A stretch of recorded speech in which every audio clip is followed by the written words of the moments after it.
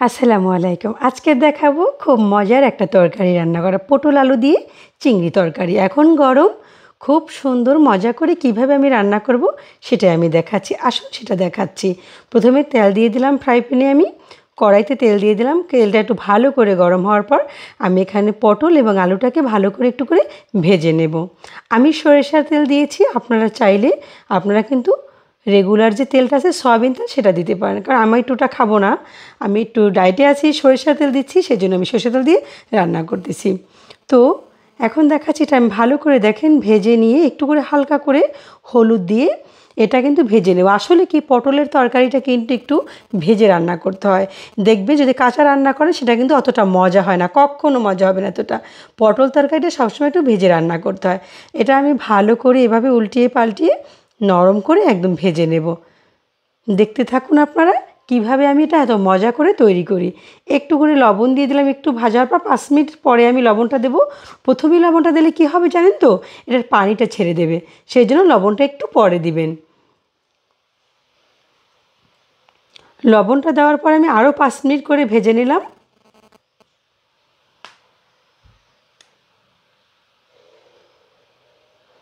এটা যখন এই যে দেখেন প্রায় হয়ে গেছে আমার, এটা এইভাবে করে একবার তৈরি করে রান্না করে খেয়ে দেখেন, পটলের এই তরকারি মনে থাকবে সারা জীবন, আবারও রান্না করতে চাইবেন। এখন আমার ভাজা হয়ে গেছে, আমি এটাকে সুন্দর করে আরেকটা পাত্রে উঠিয়ে রাখবো। প্রসেসটা দেখুন, খুব সহজে এভাবে রান্না করবেন, অনেক মজা হবে।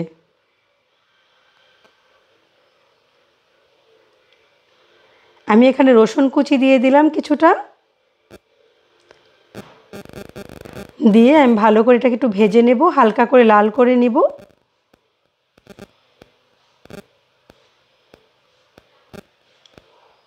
আর একটু তেল দিয়ে দেব। তেলটাতে আপনারা পরিমাণ মতো দেবেন। তেলটা আসলে কি, অনেকে কম খায়, অনেকে একটু বেশি খায়। একটু কাঁচামরিচ দিয়ে দিলাম কিছুটা আমি এখানে। পেঁয়াজ কুচি দিয়ে দেবো আমি এখানে 1 কাপ পরিমাণে।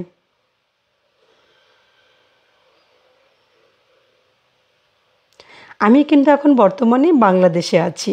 আমার বাংলাদেশের কিচেন এটা। হয়তো অনেকেই বলবেন, আপু আপনার তো এর আগে অন্যরকম দেখেছি, এখন হ্যাঁ, আমি এখন বর্তমানে বাংলাদেশে আছি। হলুদের গুঁড়ো দিয়ে দিলাম 1/2 চামচেরও কম, মরিচের গুঁড়ো দিয়ে দিলাম 1/2 চামচেরও আরও একটু কম। এটা জাস্ট কালার আসার জন্য। এটা আমি দিয়ে ভালো করে একটু করে এভাবে করে ভেজে নেব।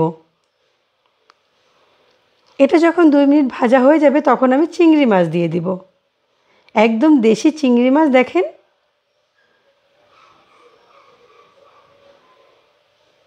আমি কিন্তু তেলটা একটু কমই দিয়েছি, আপনারা চাইলে একটু বেশি দিতে পারেন। একটু করে পানি দিয়ে দেবো এখন আমি, দিয়ে পেস্টটা নরম হওয়ার আগ পর্যন্ত আমি এখানে অপেক্ষা করব, যাতে পেস্টটা একটু নরম হয়ে যায়।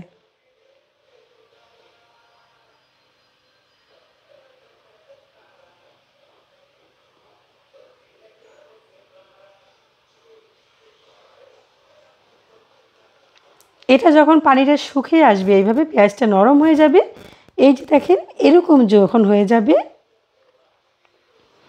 আমি ভালো করে কিন্তু একদম কষিয়ে নিয়েছি। এখন আমি দিয়ে দেব সেই ভাজি করা পটল এবং আলুটা।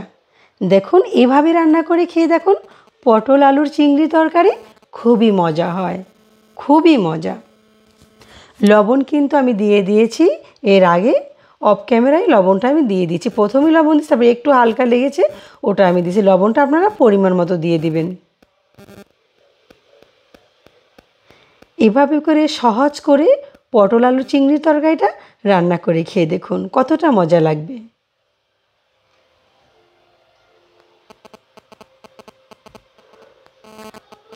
এটা আপনারা ভাত, রুটি, পরাটা সব কিছুর সাথে খেতে পারবেন এই ভাজিটা। এভাবে করে দমে দমে সুন্দর করে আমি আরও 10 মিনিট, একটু কষ্ট করতে হবে, একটু জালটা, একটু চুলার জালটা কমিয়ে দিতে হবে, দিয়ে এভাবে করে ভাজি করে নেব আমি। একদম সফট হয়ে যাবে এটা, খুবই মজার। আপনারা চাইলে তৈরি করতে পারেন। আমি এখন এখানে ধনিয়া পাতা দিয়ে দেব। আমার গাছের ধনিয়া পাতা, ওই যে বাগান কিন্তু ক্যামেরা দেখা যাচ্ছে, বাগান থেকে তুলে নিয়ে আসছি আমি। বাংলাদেশে থাকার মজাই আলাদা। এখানে সব কিছু ফ্রেশ পাওয়া যায়, এবং আমার তো নিজের লাগানো আছে, ওখান থেকে নিয়ে এসে আমি খেতে পারি সরাসরি। হয়ে গেল আমার। যদি ভালো লেগে থাকে লাইক কমেন্ট শেয়ার করবেন, অবশ্যই আমার চ্যানেলটাকে সাবস্ক্রাইব করে আমার পাশে থাকবেন। ভালো থাকুন আপনারা, নিজেদের প্রতি খেয়াল রাখুন, গরমে প্রচুর পানি খাবেন। আল্লাহ হাফেজ, আসসালামু আলাইকুম।